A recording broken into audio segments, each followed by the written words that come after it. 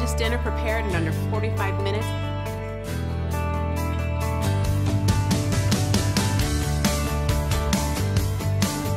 Cooking and interior design for me really was a natural progression. I think you really can't create a home that feels of relaxation and peace if you don't have great food. And people who love to cook and entertain love a well-designed home. It's in my DNA, what I do. I've just had such a love for it. From high school, and then when I was in my 20s, I traveled the world. I was able to live in various parts of Europe for somewhere between about 4 and 5 years. I was able to really immerse myself in the food, the culture, the designs, and it just fueled my excitement even more for what I do and how I live today. You can have quality with every single pocketbook. That's what I mean by accessible luxury. You know, sometimes you'll see this gorgeous cashmere throw. Well, everybody can't afford a cashmere throw. You want to say, what do I want to see? What do I want to feel? What do I want to think when I walk into this room? And if you can think about that, if you're not working with an interior designer and just work on your senses, you will be successful every single time, no matter where you live. No matter how much money you have.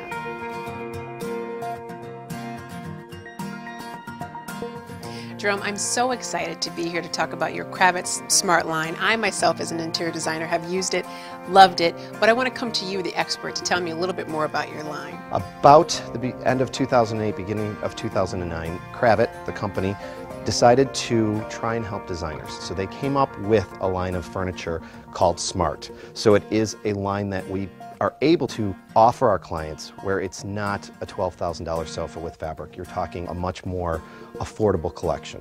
You know what, you can take the most cost-effective piece, add a little bit of trim, and it makes it so glamorous and so luxurious. I kind of tell people that's like the earrings to your final design. Exactly. This is where you can dress up a piece of furniture, is by adding a trim, a tassel, a tape along the bottom. It's really what gives it the look, and that's exactly why we offer it. Thank you so much for inviting me here to your Kravitz Smart showroom. Loved having you. Thank you so much. Thank you very much.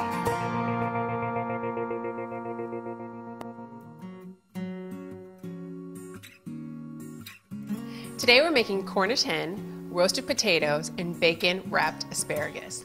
I'm going to start with the potatoes first because they take a little bit longer. We're going to season them with a little bit of thyme and a little bit of rosemary.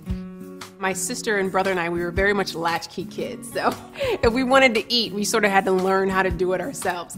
I remember making a baked Alaska. That was sort of the coup de grace. I'm like, oh my gosh, it's great. You put it in the oven, you flame it, and it was magnificent.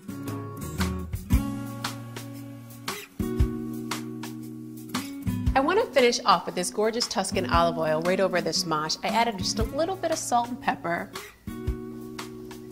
So that way, it's almost like having a salad on top of your chicken. I'm going to take that, and so we're going to topple that here. Isn't that gorgeous? Sort of put that around there. They'll all think you made this huge effort for this meal, but it couldn't have been simpler. When people leave your house, a year later, 2 years later, they may not always remember what you served them. They'll remember how they felt.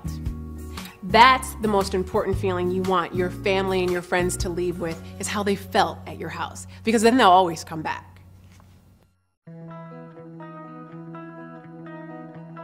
Common Threads is an organization that wants to bring children together with food.